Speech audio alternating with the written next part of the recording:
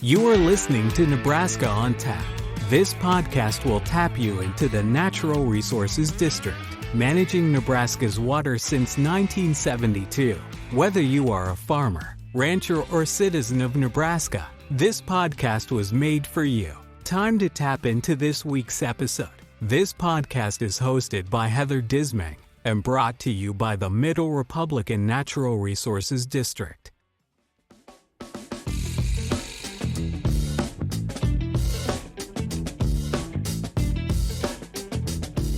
Hello everyone, and welcome back to Nebraska on Tap. This is our final episode of our Season 3, and today we're talking about PFAS, a class of chemicals often referred to as forever chemicals due to their persistence in the environment. Joining us today is Rick Gillespie, an expert in environmental remediation and the Chief Commercial Officer at Revive Environmental. Rick has dedicated his career to addressing some of the most pressing environmental challenges, and his work with PFAS is at the forefront of this issue. We'll be discussing the far-reaching implication of PFAS contamination from drinking water to agricultural land.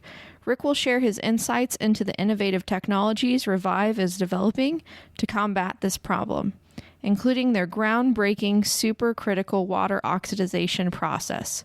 So stay tuned and join us as we explore the science of this and the solutions Revive Environmental has made. Let's get into that interview that I had with Rick right now.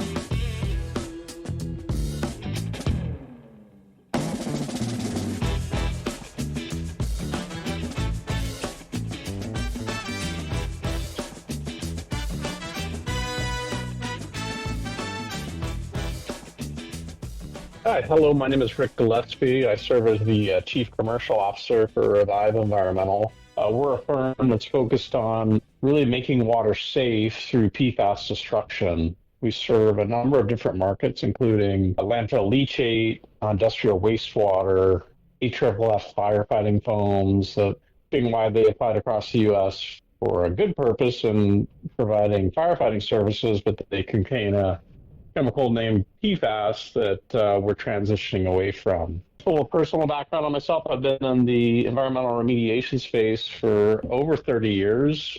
Started my career at the Battelle Memorial Institute as a research scientist, and that'll kind of weave back into the story of Revive. And then spent close to 25 years focused on soil and groundwater remediation across the U.S. and Europe. And then approximately, I guess about a year and a half ago, I joined Revive to help them in their deployment of PFAS destruction across the U.S. and Europe.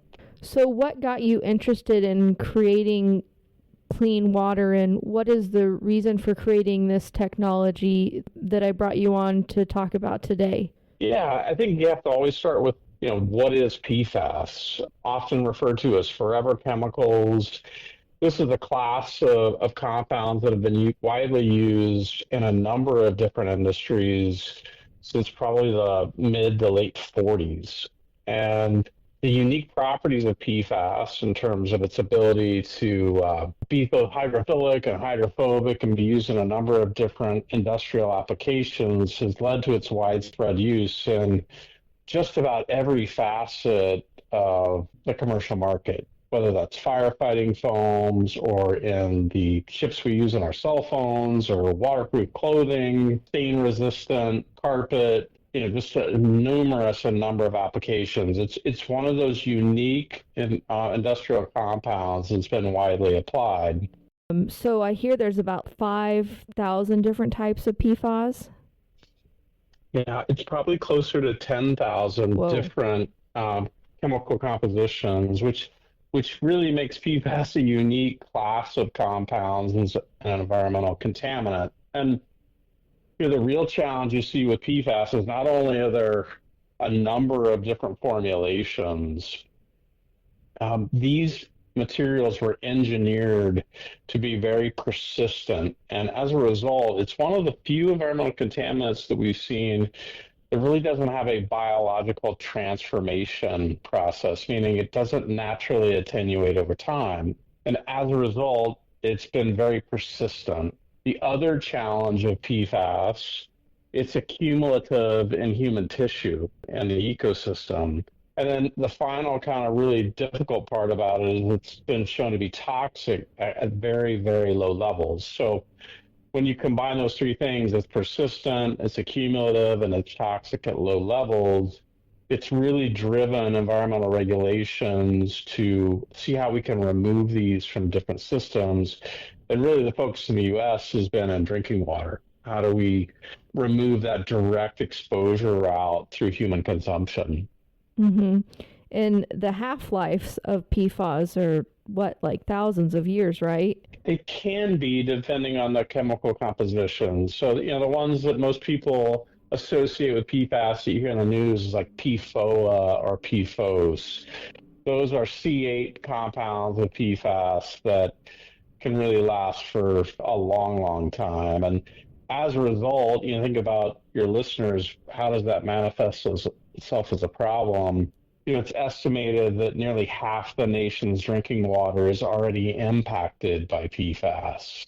When they do blood screening on humans, they find PFAS in the large majority of people that they test, like greater than 90%.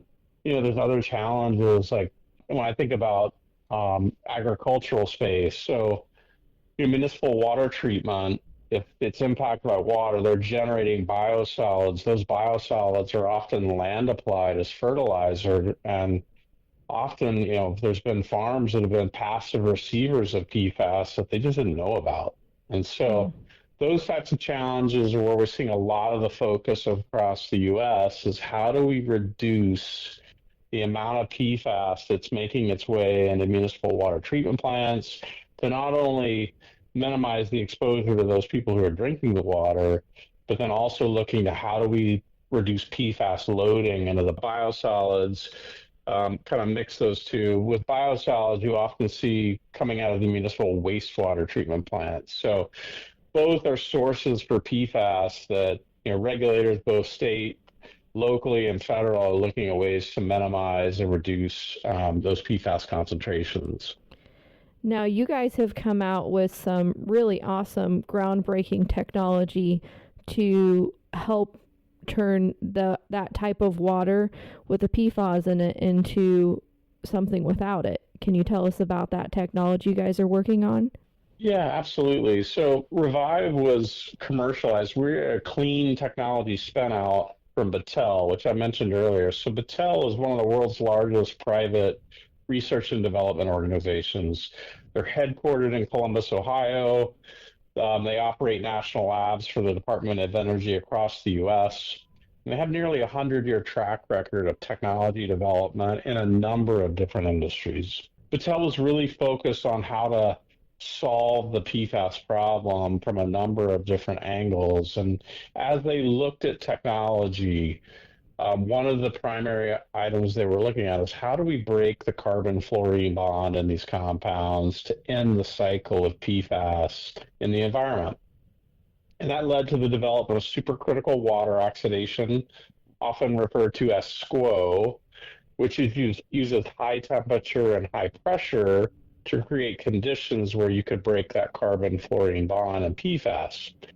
So once they got that technology to a mature scale, they rolled out Revive as a commercial entity. And so we're a spin out from Battelle that's really focused on bringing that destruction of PFAS to the U.S. market and beyond. And right now, we're really focused in two major target markets. One is in the AFFF or firefighting foam space. So across the U.S., whether it's civil aviation or local fire departments or oil and gas that have large stockpiles of AFFF, legacy AFFF that they use to put out fires, they're transitioning to new fluorine-free foams. We're helping local fire departments all the way to international airports to dispose of and permanently destroy that AFFF in a responsible way. The second target market that we're really focused on is in landfill leachate. So, think about municipal solid waste, household waste to industrial waste, even hazardous waste.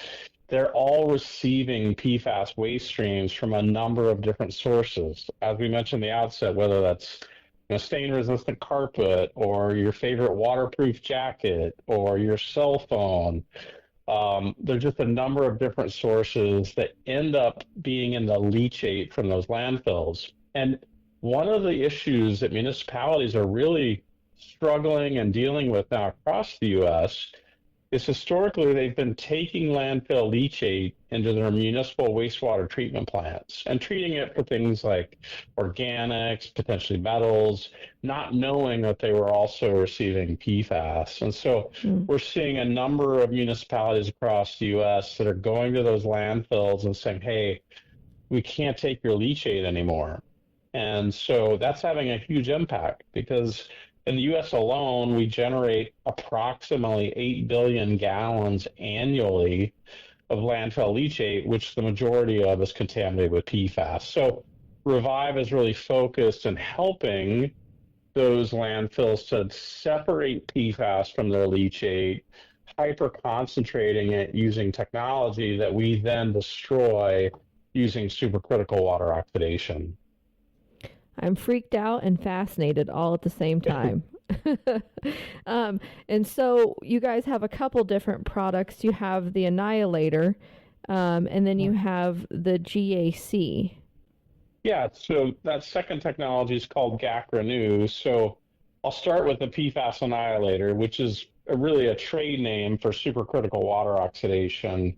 We provide that water treatment as a service. So Revive is currently permitting facilities across the U.S. We have one in Columbus, Ohio. The second facility is in Grand Rapids, Michigan, where we're taking these high volume recurring PFAS streams like landfill leachate and industrial wastewater. We're using technologies like foam fractionation to separate the PFAS from those waste streams to create highly concentrated PFAS streams for destruction. GAC Renew is a second technology that we're currently commercializing and deploying. So granulated activated carbon, or GAC, is used in a number of different industries. A lot of people know it for the water treatment space, for municipal water treatment, all the way down to maybe your residential house for using a Brita water filter, which uses granular activated carbon. The power of GAC is it sorbs PFAS, which is a good thing. Mm-hmm. The challenge with PFAS is it's a material that can often burn through GAC pretty quickly. And so as a result, there are a lot, whether you're an industrial user or municipal user, if you have PFAS impacted water that you're treating with GAC, right now, once that GAC is spent, it's either being taken to a landfill for disposal. But keep in mind what we talked about leachate. Now we're putting granular activated carbon that's got a bunch of PFAS in it. We put it in a landfill. That PFAS makes its way down into the leachate, or it's being thermally regenerated, which means it's being sent to a facility to burn the PFAS off of the carbon and reuse that carbon. We've developed a technology where we use a solvent wash, where we basically rinse the carbon in the vessel. So let's say GAC is in steel vessels. We will flood that vessel with a solvent that we then separate out with PFAS. We distill the solvent off. We've isolated a hyperconcentrated form of PFAS that we send off for destruction. So it's really an alternative to just taking spent granular activated carbon to a landfill or to a thermal regeneration unit. Fascinating. And then you talked a little bit about the ag aspect of it. Are you guys working on something similar for ag? Yeah, so when you think about biosolids, biosolids are one of the products that come out of a municipal wastewater treatment plant. And we're working really upstream of the municipal wastewater treatment plants to minimize or to potentially eliminate the source of PFAS that's feeding into those wastewater treatment plants. So the idea is then that we can cut off the source of PFAS that's making it into those wastewater treatment plants, we can reduce the concentration of PFAS that's in the biosolids. in addition to that, there are technology providers, and we're part of that camp, that are looking at using supercritical water oxidation to actually destroy PFAS in the biosolids. We're early in that process. We're not commercial there. So we're really tackling it from both sides, reducing the amount of PFAS coming into the wastewater treatment plants, and then ultimately using supercritical water to be a technology to treat biosolids on the effluent of a municipal treatment plant, all with the goal of reducing or eliminating the amount of PFAS that's in those biosolids that's being used for, often being used as an agricultural fertilizer. Fascinating. But other than that, I just honestly really appreciate your proactive approach to removing these particles for the benefit of society, environment, and I just thank your company so much for continuing their research, and to have somebody as intelligent as you and the rest of your staff on team to make sure things get thoroughly done for all of us here. Yeah, thanks, Heather. I appreciate that. Yeah, no worries. I guess I would just kind of go back to the environmental advantages of supercritical water or SCWO. If you look at the kind of current options for disposal of PFAS contaminated waste, there's really three that I would consider to be traditional methods. One is landfill disposal. So we're taking PFAS waste streams, often solidifying them and putting them into a landfill, where we're just moving the problem to a new location, and then it's getting into the leachate, and we just have this circular PFAS problem. The second traditional method we see is deep well injection for liquid waste streams of PFAS. And so, in 10 states here in the U.S., you're allowed to, you can do deep well injection of these waste streams. Again, you're just moving the problem to another location. Mm-hmm. And then the third technology that we see for traditional is just hazardous waste incineration. And, this impacts Nebraska. So you guys have one of the only permitted hazardous waste incinerators in the U.S. where they are processing PFAS contaminating waste streams. And, there's still serious questions about the ability of incineration to get complete destruction of PFAS. And as a result, there are a number of states that have moratoriums on treating PFAS through incineration.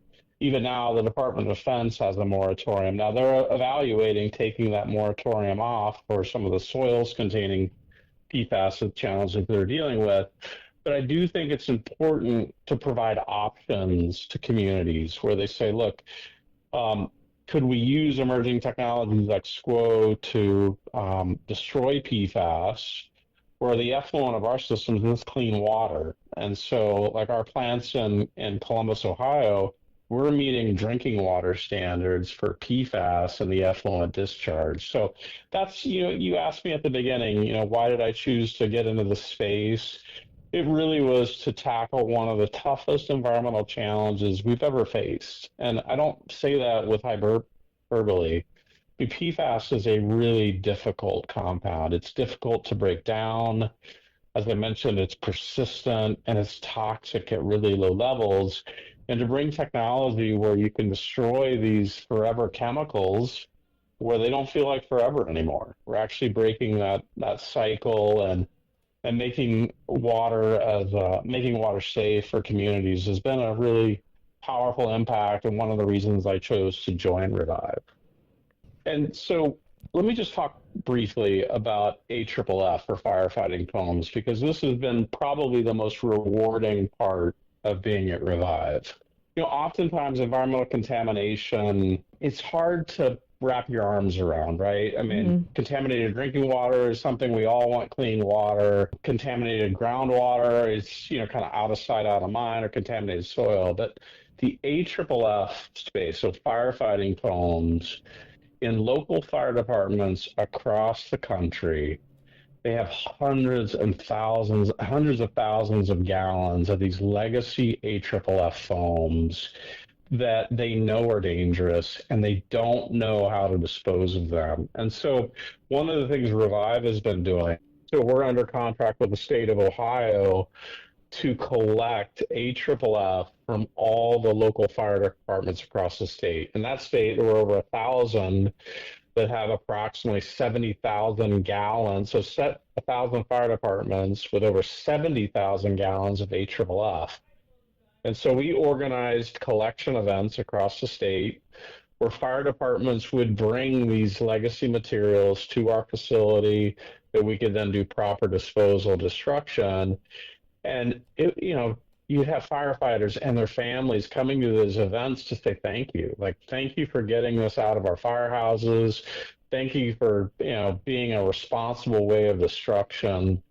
And so we're doing that across the U.S. State of New Hampshire, we're negotiating with other states. And so being a solution where you can help first responders and give them a kind of safer future and take something out of their firehouses that they don't want there to begin with has been really, really powerful. Heather, I want to thank you for the opportunity and thank you for the time. Yeah, for sure. Thank you so much, Rick. Probably keep you online for about an hour to ask you all these questions, but I won't. But thank you so much for your time today, and thank you so much for the information that you've given us here, and it's fascinating to know that fun fact about Nebraska.